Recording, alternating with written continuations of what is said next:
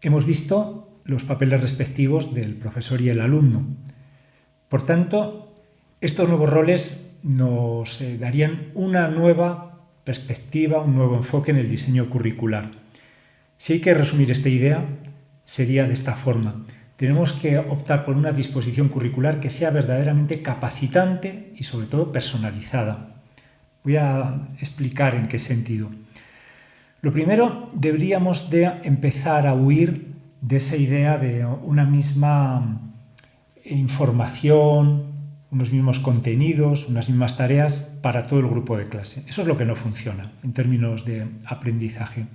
Los profesores deberían tener muy claro cuáles son esos módulos comunes que todos los alumnos deben cursar, esas actividades que todos los alumnos deberían lograr, esos mínimos curriculares que todos los alumnos deberían adquirir, pero al mismo tiempo también diseñar un marco suficientemente flexible para que el alumno también pueda elegir determinadas tareas, determinados desgloses o ampliaciones de contenidos que sean más afines a sus intereses, pero también a sus fortalezas.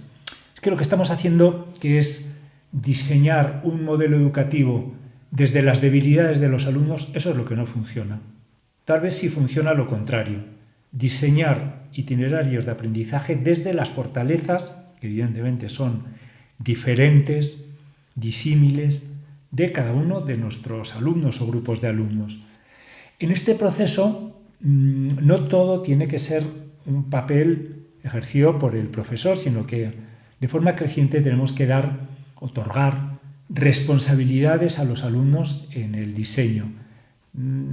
Dejarles también elegir, incluso aunque se equivoquen, tareas, desarrollos, ampliaciones, temas relacionados con ese módulo central, ese núcleo común. Insisto, con frecuencia el alumno realizará algunas elecciones que sean incorrectas, pero es que tenemos que poner el foco en cualificar al alumno, en ser consciente de los procesos de aprendizaje. ¿Cuáles serían las metodologías más afines?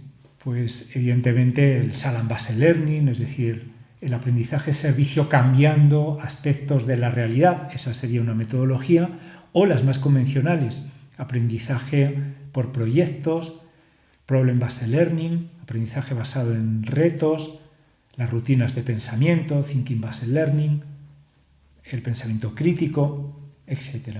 Metodologías inductivas.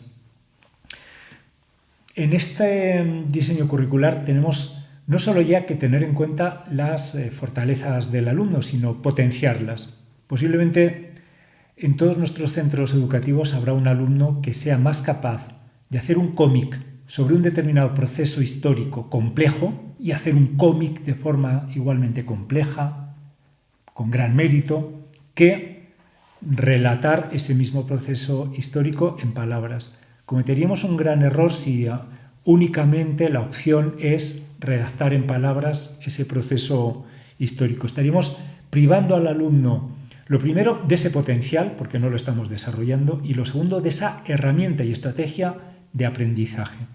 Tenemos que lograr alumnos cada vez más capaces de especializarse, descubrir sus fortalezas y potenciarlas, desarrollarlas, no simplemente contentarnos con saber que existen.